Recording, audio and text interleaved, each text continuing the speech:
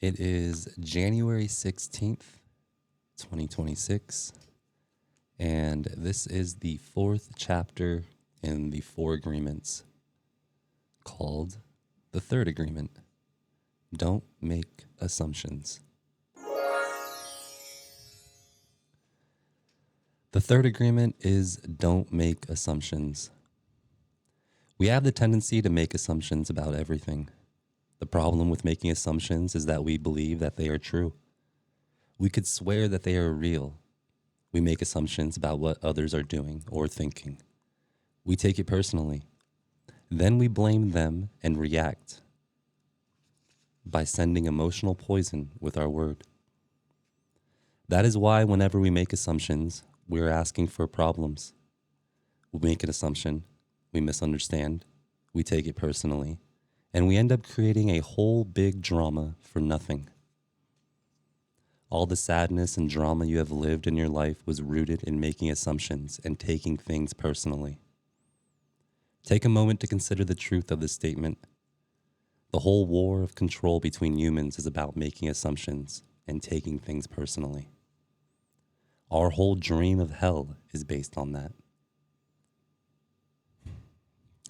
We create a lot of emotional poison just by making assumptions and taking it personally, because usually we start gossiping about our assumptions. Remember, gossiping is the way we communicate to each other in the dream of hell and transfer poison to one another.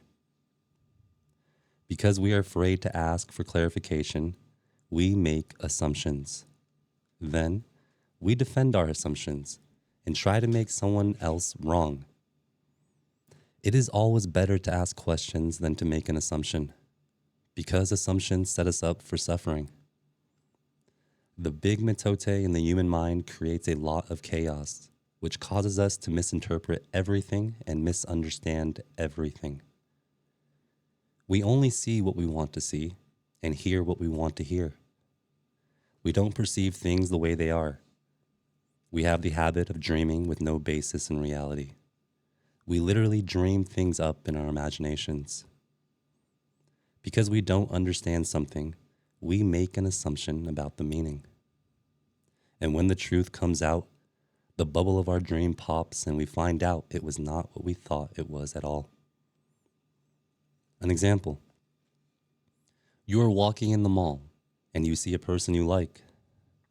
That person turns to you and smiles and then walks away. You can make a lot of assumptions just because of this one experience. With these assumptions, you can create a whole fantasy, and you really want to believe this fantasy and make it real. A whole dream begins to form just from your assumptions, and you can believe, oh, this person really likes me. In your mind, a whole relationship begins from that. Maybe you even get married in this fantasy land. But the fantasy is in your mind, in your personal dream. Making assumptions in our relationships is really asking for problems. Often, we make the assumption that our partners know what we think and that we don't have to say what we want. We assume they are going to do what we want because they know us so well. If they don't do what we assume they should do, we feel so hurt and say, you should have known. Another example. You decide to get married, and you make the assumption that your partner sees marriage the same way that you do. Then you live together and you find out that this is not true. This creates a lot of conflict, but you still don't try to clarify your feelings about marriage. The husband comes home from work and the wife is mad, and the husband doesn't know why. Maybe it's because the wife made an assumption. Without telling him what she wants, she makes an assumption that he knows her so well, that he knows what she wants, as if he can read her mind.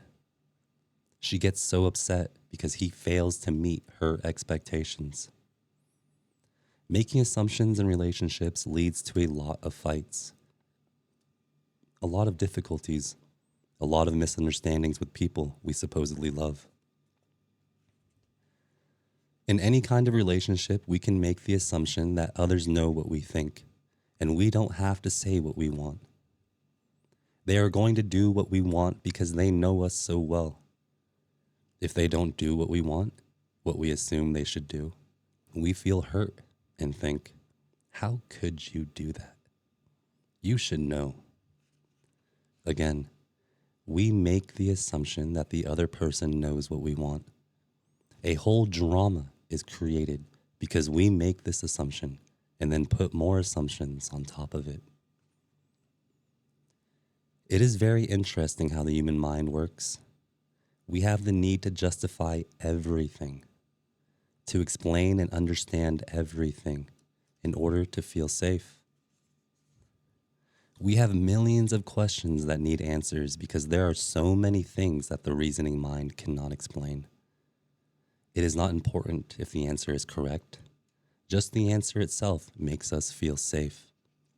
This is why we make assumptions. If others tell us something, we make assumptions. And if they don't tell us something, we make assumptions to fulfill our need to know and to replace the need to communicate.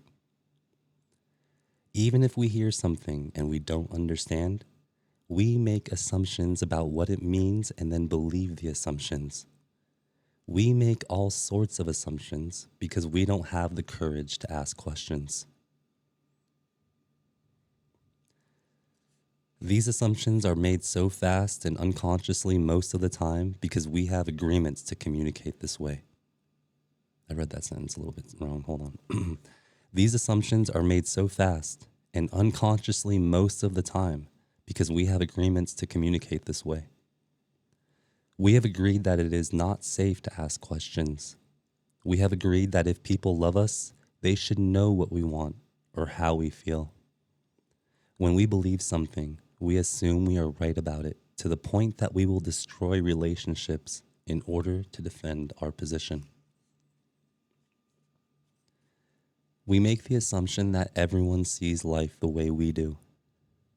We assume that others think the way we think, feel the way we feel, judge the way we judge, and abuse the way we abuse. This is the biggest assumption that humans make. And this is why we have a fear of being ourselves around others. Because we think everyone else will judge us, victimize us, abuse us, and blame us as we do ourselves. So even before others have a chance to reject us, we have already rejected ourselves. That is why the human mind works. That is the way the human mind works. We also make assumptions about ourselves, and this creates a lot of inner conflict. I think I am able to do this. You make this assumption, for instance. Then you discover you aren't able to do it. You overestimate or underestimate yourself because you haven't taken the time to ask yourself questions and to answer them. Perhaps you need to gather more facts about a particular situation, or maybe you need to stop lying to yourself about what you truly want. Often, when you go into a relationship with someone you like, you have to justify why you like that person. You only see what you want to see, and you deny there are things you don't like about that person. You lie to yourself just to make yourself right. Then you make assumptions, and one of the assumptions is, my love will change this person. But this is not true. Your love will not change anybody. If others change, it's because they want to change, not because you can change them. Then something happens between the two of you, and you get hurt. Suddenly you see what you didn't want to see before. Only now it is amplified by your emotional poison. Now you have to justify your emotional pain and blame them for your choices. We don't need to justify love. It is there or not there. Real love is accepting other people the way they are without trying to change them. If we try to change them, this means we don't really like them. Of course, if you decide to live with someone, if you make that agreement, it is always better to make that agreement with someone who is exactly the way you want him or her to be. Find someone whom you don't have to change at all. It is much easier to find someone who is already the way you want him or her to be instead of trying to change that person. Also, that person must love you just the way you are, so he or she doesn't have to change you at all.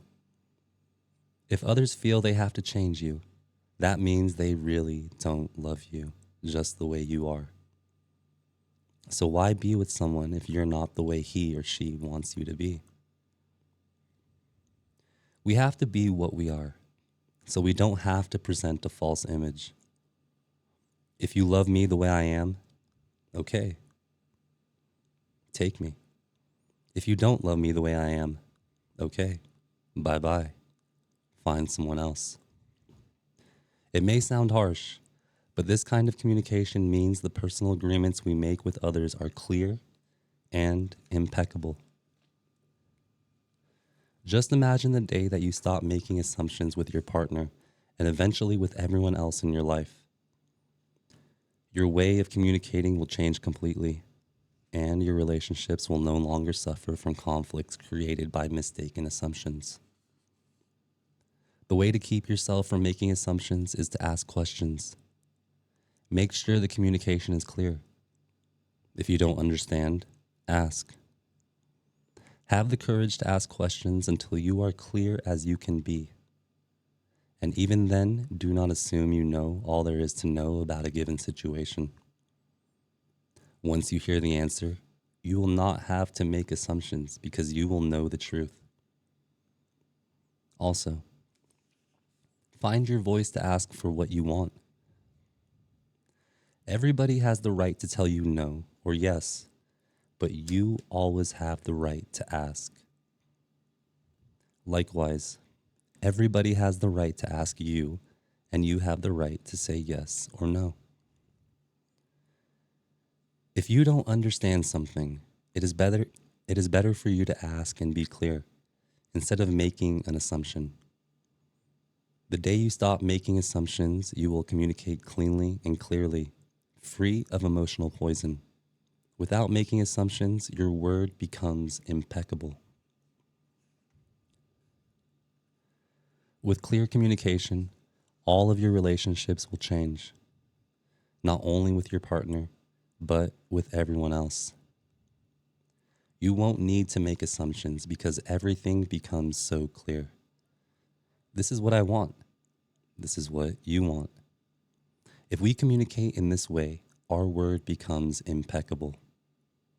If all humans could communicate in this way, with impeccability of the word, there would be no wars, no violence, no misunderstandings. All human problems would be resolved if we could just have good, clear communication. This, then, is the third agreement. Don't make assumptions. Just saying this sounds easy, but I understand that it is difficult to do. It is difficult because we so often do exactly the opposite. We have all these habits and routines that we are not even aware of. Becoming aware of these habits and understanding the importance of this agreement is the first step. But understanding its importance is not enough. Information or an idea is merely the seed in your mind. What will really make the difference is action. Taking the action over and over again strengthens your will, nurtures the seed, and establishes a solid foundation for the new habit to grow. After many repetitions, these new agreements will become second nature, and you will see how the magic of your word transforms you from a black magician into a white magician. A white magician uses the word for creation, giving, sharing, and loving. By making this one agreement a habit, your whole life will be completely transformed. And when you transform your whole dream, Magic just happens in your life. What you need comes to you easily because spirit moves freely through you.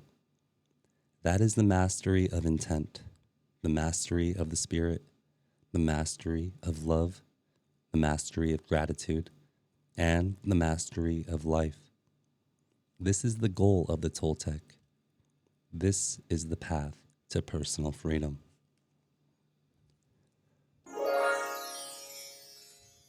I'm taking another bite of my food. Give me 1 second. That was chapter 4, the third agreement.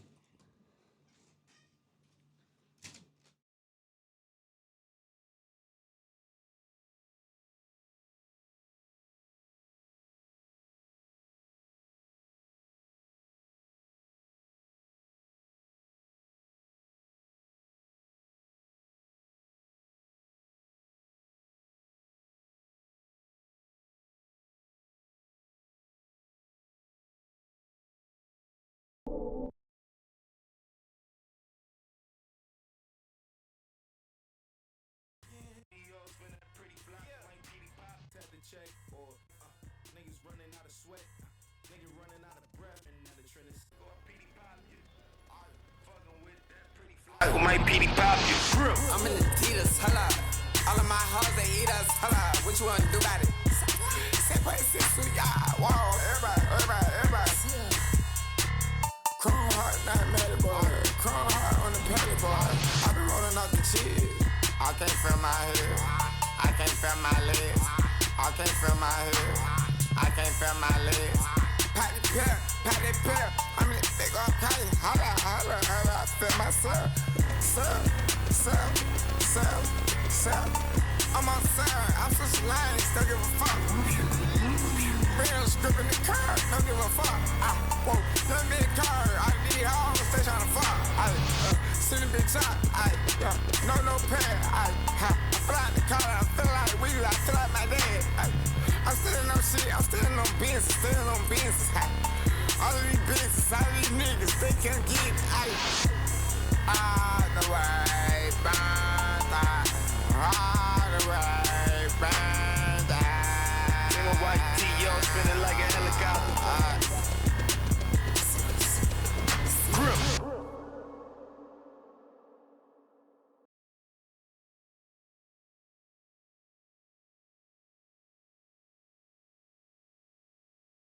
Yo, shout out Cardi, dude. I don't know if that was real, but I don't know. Dude, Cardi. Playboy Cardi. That was interesting. All right, we're going to hop into chapter 4 in a second.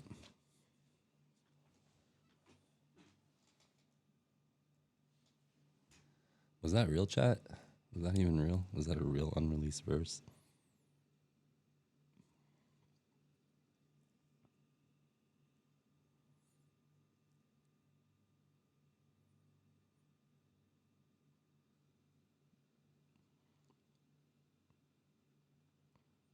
Who knows what's real and not anymore, honestly. All right. Chapter 4.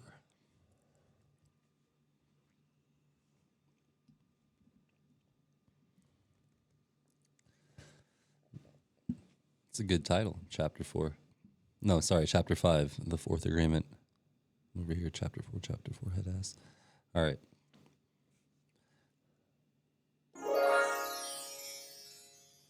Chapter 5, the fourth agreement. Always do your best. There is just one more agreement, but it's the one that allows the other 3 to become deeply ingrained habits. The fourth agreement is about the action of the first 3. Always do your best. Under any circumstance, always do your best. No more and no less. But keep in mind that your best is never going to be the same from one moment to the next. Everything is alive and changing all the time, so your best will sometimes be high quality, and other times it will not be as good. When you wake up refreshed and energized in the morning, your best will be better than when you are tired at night. Your best will be different when you are healthy as opposed to sick, or sober as opposed to drunk. Your best will depend on whether you are feeling wonderful and happy, or upset, angry, or jealous. In your everyday moods, your best can change from one moment to another, from 1 hour to the next, from one day to another. Your best will also change over time.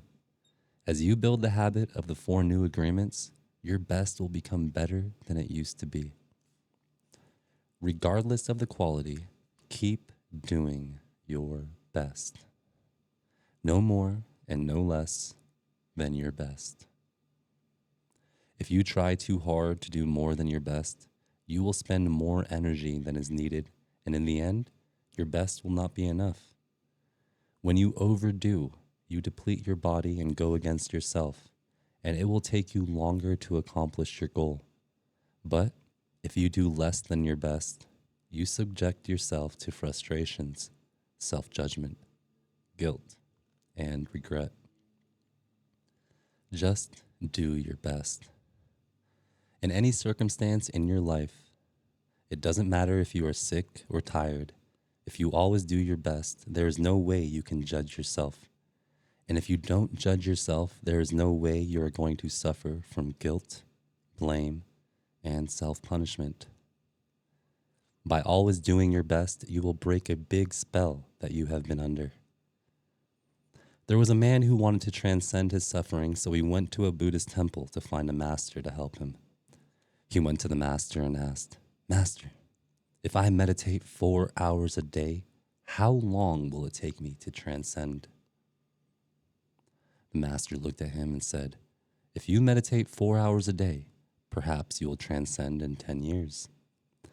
Thinking he could do better, the man said, "Oh, master, what if I meditated 8 hours a day? How long will it take me to transcend?" The master looked at him and said, "If you meditate 8 hours a day, perhaps you'll transcend in 20 years. "But why will it take me longer if I meditate more?" the man asked. The master replied, "You are not here to sacrifice your joy or your life. You are here to live, to be happy, and to love. If you can do your best in 2 hours of meditation, but you spend 8 hours instead, you will only grow tired, miss the point, and you won't enjoy your life. Do your best, and perhaps you will learn that no matter how long you meditate, you can live, love, and be happy." Doing your best, you are going to live your life intensely. You are going to be productive. You are going to be good to yourself, because you will be giving yourself to your family, to your community, to everything. But it is the action that is going to make you feel intensely happy. When you always do your best, you take action.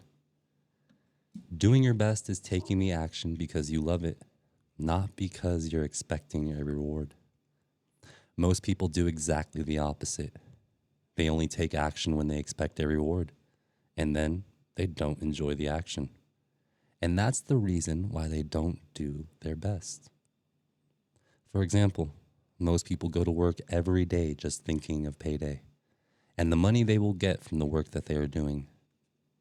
They can hardly wait for Friday or Saturday, whatever day they receive their money, and can take time off. They are working for the reward, and as a result, they resist work. They try to avoid the action, and it becomes more difficult, and they don't do their best. They work so hard all week long, suffering the work, suffering the action, not because they like to, but because they feel they have to.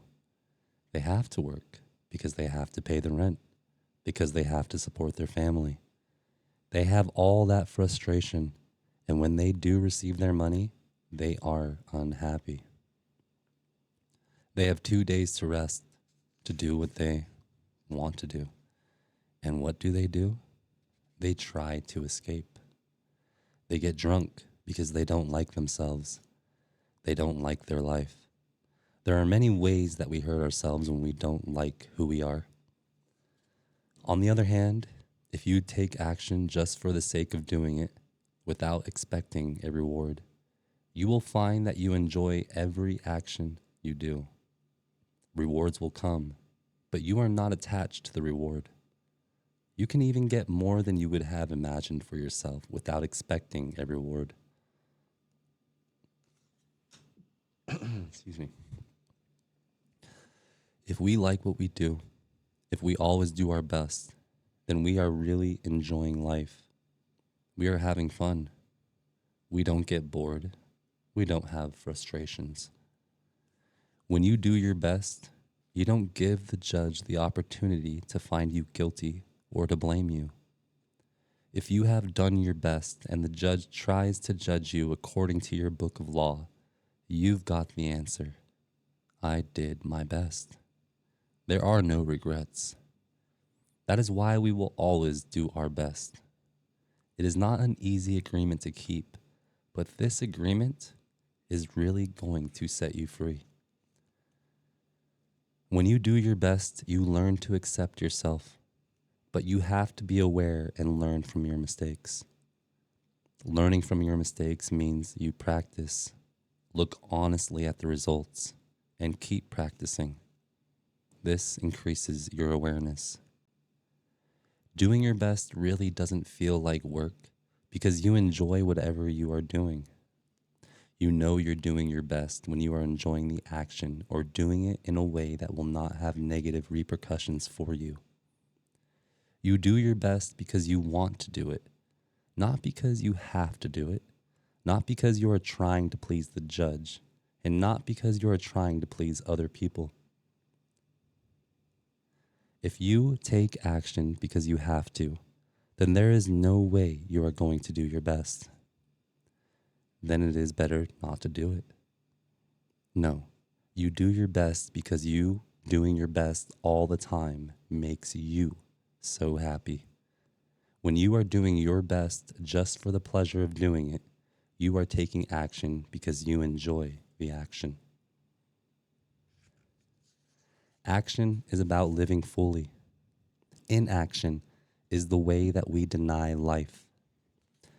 Inaction is sitting in front of the television every day for years because you are afraid to be alive and to take the risk of expressing what you are. Expressing what you are is taking action. You can have many great ideas in your head, but what makes the difference is the action. Without action upon an idea, there will be no manifestation, no result, and no reward. A good example of this comes from the story about Forrest Gump. He didn't have great ideas, but he took action. He was happy because he always did his best at whatever he did.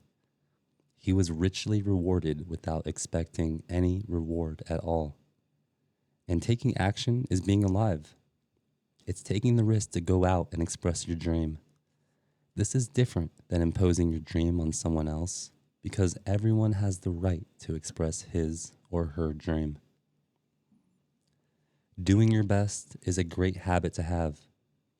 I do my best in everything I do and feel. Doing my best has become a ritual in my life because I made the choice to make it a ritual. It's a belief like any other belief that I choose. I make everything a ritual. I always do my best. Taking a shower is a ritual for me. And with that action, I tell my body how much I love it. I feel and enjoy the water on my body. I do my best to fulfill the needs of my body. I do my best to give my body and to receive what my body gives to me. In India, they perform a ritual called puja. In this ritual, they take idols that represent God in many different forms and bathe them, feed them, and give their love to them. They even chant mantras to these idols. The idol itself is not important. What is important is the way they perform the ritual, the way they say, I love you, God. God is life. God is life in action. The best way to say, I love you, God, is to live your life doing your best. the best way to say, thank you, God, is by letting go of the past and living in the present moment, right here and right now. Whatever life takes away from you, let it go. When you surrender and let go of the past, you allow yourself to be fully alive in the moment. Letting go of the past means you can enjoy the dream that is happening right now. If you live in a past dream, you don't enjoy what is happening right now because you will always wish it to be different than it is. There is no time to miss anyone or anything because you are alive. Not enjoying what is happening right now is living in the past and being only half alive. This leads to self-pity, suffering, and tears. You were born with the right to be happy. You were born with the right to love, to enjoy and to share your love. You are alive, so take your life and enjoy it. Don't resist life passing through you, because that is God passing through you. Just your existence proves that God exists. Your existence proves the existence of life and energy. We don't need to know or prove anything, just to be. To take a risk and enjoy your life is all that matters. Say no when you want to say no, and yes when you want to say yes. You have the right to be you. And you can only be you when you do your best. When you don't do your best, you are denying yourself the right to be you. That's a seed that you should really nurture in your mind. You don't need knowledge or great philosophical concepts. You don't need the acceptance of others. You express your own divinity by being alive and by loving yourself and others. It is an expression of God to say, hey, I love you. The first 3 agreements will only work if you do your best. Don't expect that you will always be able to be impeccable with your word. Your routine habits are too strong and firmly rooted in your mind. But you can do your best. Don't expect that you will never take anything personally. Just do your best. Don't expect that you will never make another assumption, but you can certainly do your best. By doing your best, the habits of misusing your word, taking things personally, and making assumptions will become weaker and less frequent with time. You don't need to judge yourself, feel guilty, or punish yourself if you cannot keep these agreements. If you're doing your best, you will feel good about yourself even if you still make assumptions. Still take things personally and still are not impeccable with your word. If you do your best always, over and over again, you will become a master of transformation. Practice makes the master. By doing your best, you become a master. Everything you have ever learned, you learn through repetition. You learn to write, to drive, and even to walk by repetition. You are a master of speaking your language because you practiced. Action is what makes the difference. If you do your best in the search for personal freedom, in the search for self-love, you will discover that it's just a matter of time before you find what you are looking for. It's not about daydreaming or sitting for hours dreaming in meditation. You have to stand up and be a human. You have to honor the man or woman that you are. Respect your body. Enjoy your body. Love your body. Feed, clean, and heal your body. Exercise and do what makes your body feel good. This is a puja to your body, and that is a communion between you and God. You don't need to worship idols of the Virgin Mary, the Christ, or the Buddha. You can if you want to. If it feels good, do it.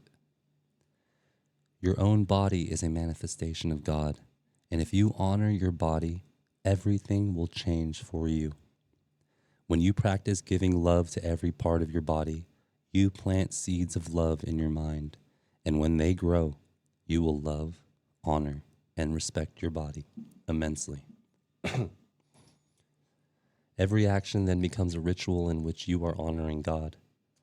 After that, the next step is honoring God with every thought, every emotion, every belief, even what is right or wrong. Every thought becomes a communion with God, and you will live a dream without judgments, victimization, and free of the need to gossip and abuse yourself. When you honor these 4 agreements together, there is no way that you will live in a hell. There is no way.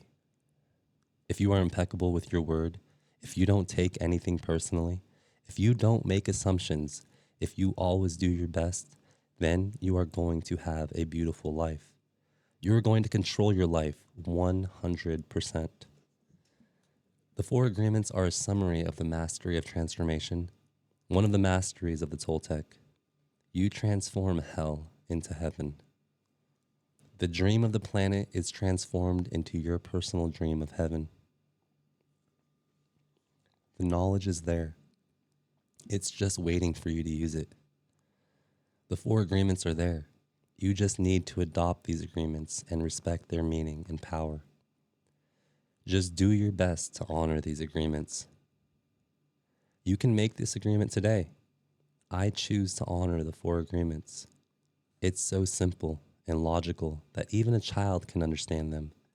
But you must have a very strong will to keep these agreements. Why? Because wherever we go, we find that our path is full of obstacles. Everyone tries to sabotage our commitment to these new agreements, and everything around us is a setup for us to break them.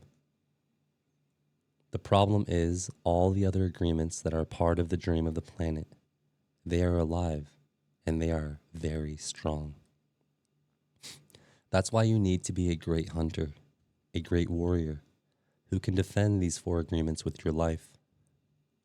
Your happiness, your freedom, your entire way of living depends on it. The warrior's goal is to transcend this world, to escape from this hell, and never come back. As the Toltecs teach us, the reward is to transcend the human experience of suffering, to become the embodiment of God. That is the reward. We really need to use every bit of power we have to succeed in keeping these agreements. I didn't expect that I could do it at first. I have fallen many times, but I stood up and kept going, and I fell again, and I kept going. I didn't feel sorry for myself. There was no way that I felt sorry for myself. I said, if I fall, I am strong enough. I'm intelligent enough. I can do it. I stood up and kept going. I fell and I kept going. And each time it became easier and easier. Yet, in the beginning, it was so hard, so difficult. So if you fall, do not judge. Do not give your judge the satisfaction of turning you into a victim. No, be tough on yourself. Stand up and make the agreement again. Okay, I broke my agreement to be impeccable with my word. I will start all over again. I am going to keep the 4 agreements just for today. Today, I will be impeccable with my word. I will not take anything personally. I will not make any assumptions, and I'm going to do my best. If you break an agreement, begin again tomorrow and again the next day. It will be difficult at first, but each day you will become easier. Each day will become easier and easier until someday you will discover that you are ruling your life with these 4 agreements, and you will be surprised at the way your life has been transformed. You don't need to be religious or go to church every day. Your love and self-respect are growing and growing. You can do it. If I did it, you can do it also. Do not be concerned about the future. Keep your attention on today and stay in the present moment. Just live one day at a time. Always Do your best to keep these agreements, and soon it will be easy for you. Today is the beginning of a new dream.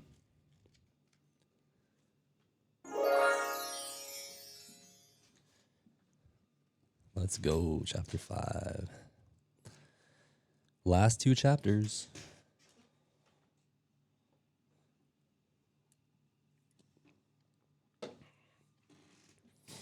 Last two chapters.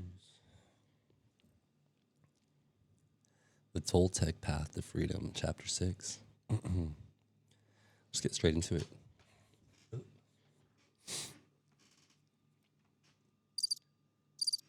Oh, wrong.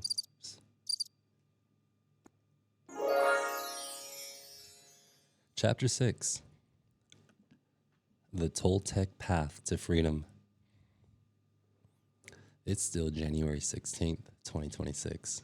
It is now 1:36 p.m. Breaking old agreements. Everyone talks about freedom. All around the world, different people, different races, different countries are fighting for freedom. But what is freedom? In America, we speak of living in a free country, but are we really free? Are we free to be who we really are? The answer is no, we are not free. True freedom has to do with the human spirit. It is the freedom to be who we really are. Who stops us from being free? We blame the government. We blame the weather. We blame our parents. We blame religion. We blame God.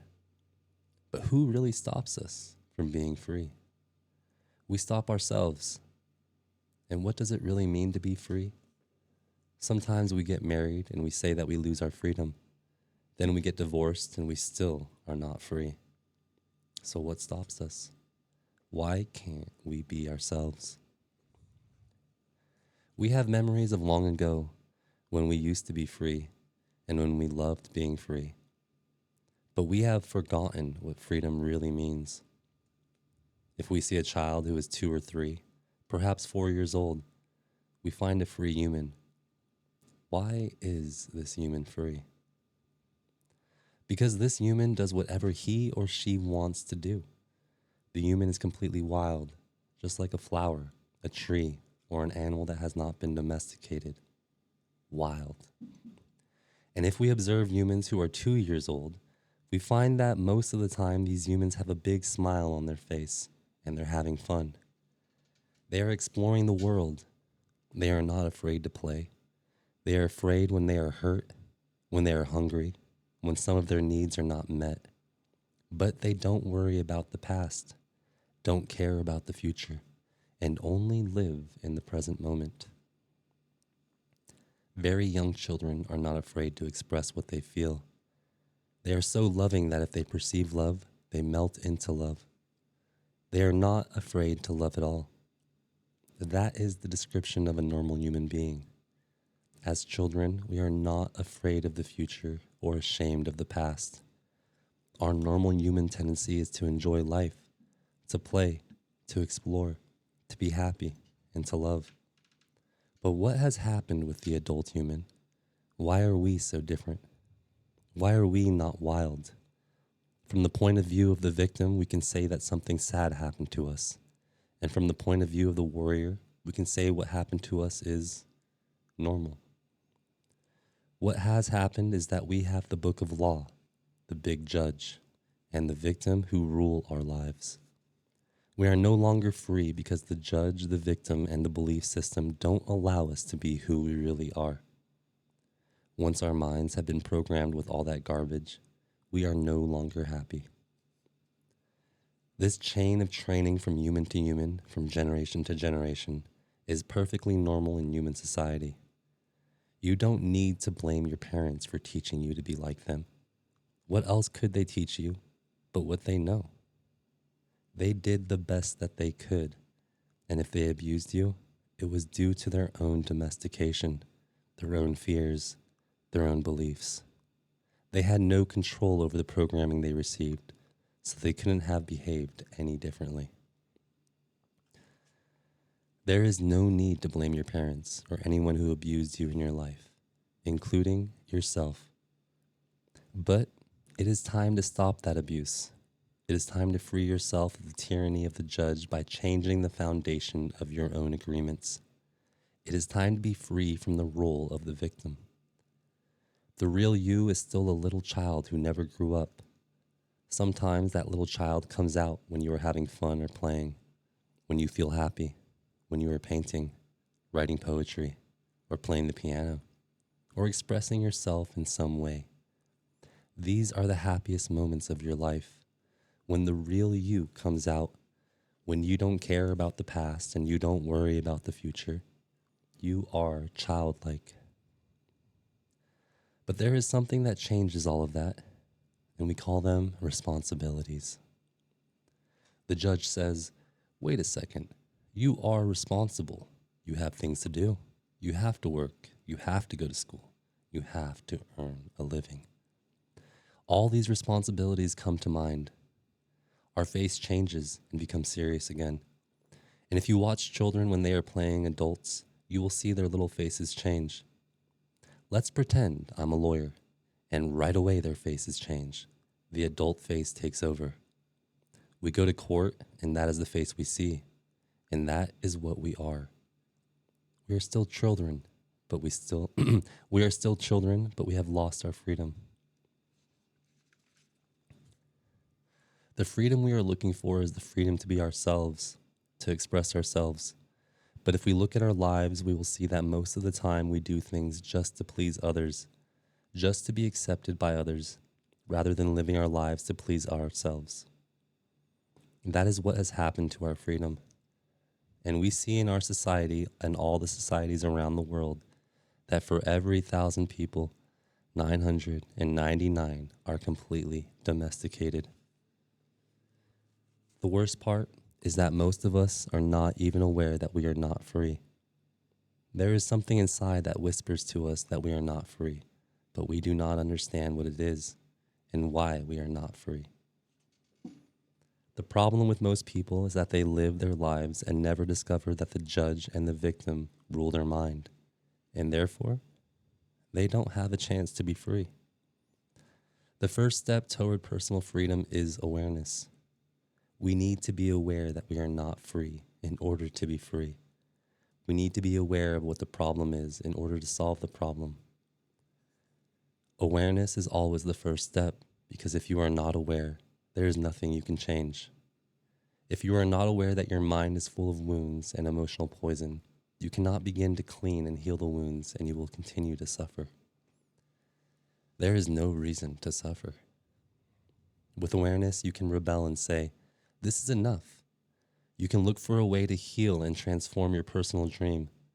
The dream of the planet is just a dream. It is not even real.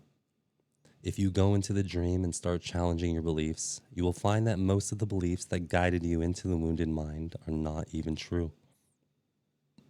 You will find that you suffered all those years of drama for nothing. Why? Because the belief system that was put inside your mind is based on lies. That is why it is important for you to master your own dream. That is why the Toltecs became dream masters. Your life is the manifestation of your dream. It is an art. And you can change your life anytime if you aren't enjoying the dream. Dream masters create a masterpiece of life. They control the dream by making choices. Everything has consequence, and a dream master is aware of those consequences. To be Toltec is a way of life. It is a way of life where there are no leaders and no followers, where you have your own truth and live your own truth. A Toltec becomes wise, becomes wild, and becomes free again. There are 3 masteries that lead people to become Toltecs. First is the mastery of awareness. This is to be aware of who we really are with all the possibilities. The second is the mastery of transformation, how to change, how to be free of domestication. The third is the mastery of intent. Intent from the Toltec point of view is that part of life that makes transformation of energy possible. It is the one living being that seamlessly encompasses all energy, or what we call God. Intent is life itself. It is unconditional love. The mastery of intent is therefore the mastery of love. When we talk about the Toltec path to freedom, we find that they have an entire map for breaking free of domestication. They compare the judge, the victim, and the belief system to a parasite that invades the human mind. From the Toltec point of view, all humans who are domesticated are sick. They are sick because there is a parasite that controls the mind and controls the brain. The food for the parasite is the negative emotions that come from fear. If we look at the description of a parasite, we find that a parasite is a living being who lives off of other living beings, sucking their energy without any useful contribution in return, and hurting their host little by little. The judge, the victim, and the belief system fit this description very well. Together, they comprise a living being made of psychic or emotional energy, and that energy is alive. Of course, it is not material energy, but neither are emotions material energy. Our dreams are not material energy either, but we know that they exist. One function of the brain is to transform material energy into emotional energy. Our brain is the factory of the emotions, and we have said that the main function of the mind is to dream. The Toltecs believe that the parasite, the judge, the victim, and the belief system has control of your mind. It controls your personal dream. The parasite dreams through your mind and lives its life through your body. It survives on the emotions that come from fear and thrives on drama and suffering. The freedom we seek is to use our own mind and body to live our own life instead of the life of the belief system. When we discover that the mind is controlled by the judge and the victim and the real us is in the corner, we have just two choices. One choice is to keep living the way we are, to surrender to the judge and the victim, to keep living in the dream of the planet. The second choice is to do what we do as children when parents try to domesticate us. We can rebel and say, no. We can declare a war against the parasite, a war against the judge and the victim, a war for our independence, a war for the right to use our own mind and our own brain. That is why in all the shamanic traditions in America, from Canada to Argentina, people call themselves warriors, because they are in a war against the parasite in the mind. That is the real meaning of a warrior. The warrior is one who rebels against the invasion of the parasite. The warrior rebels and declares a war. But to be a warrior doesn't mean we always win the war. We may win or we may lose, but we always do our best. And at least we have a chance to be free again.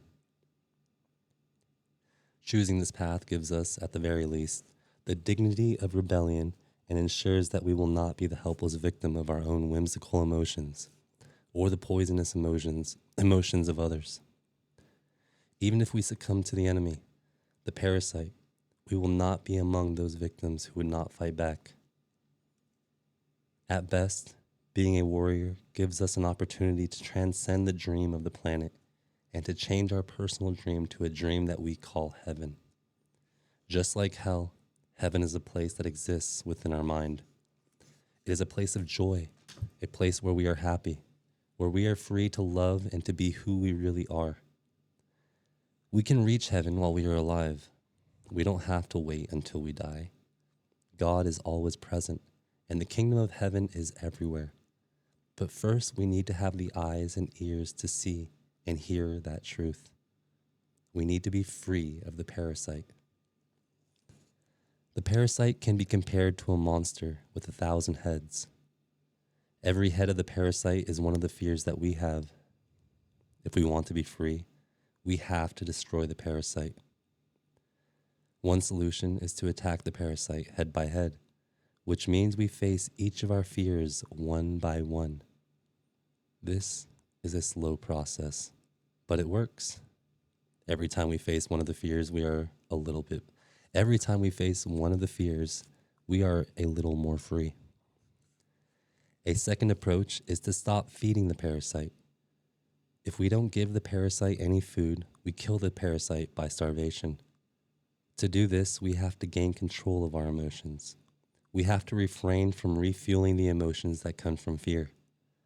This is easy to say, but it is very difficult to do. It is difficult because the judge and the victim control our mind. A third solution is called the initiation of the dead. The initiation of the dead is found in many traditions and esoteric schools around the world. We find it in Egypt, India, Greece, and America. This is a symbolic death which kills the parasite without harming our physical body. When we die, symbolically, the parasite has to die. This is faster than the first two solutions, but it is even more difficult to do. We need a great deal of courage to face the angel of death. We need to be very strong. Let's take a closer look at each one of these solutions.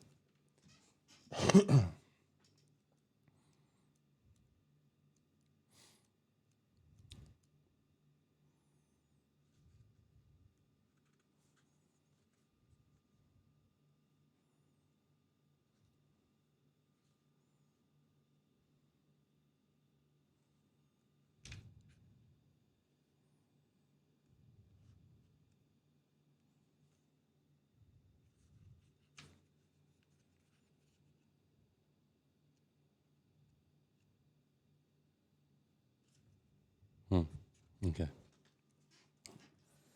My bad for the pause. Wondering if I should just finish it up. I think I'm gonna finish this on the next upload. We're really almost done. Literally. Last like 20 pages. Okay. Yeah, I'm not feeling too well right now. I don't know why. I just randomly started feeling sick. But thanks for hanging out with me if you're here.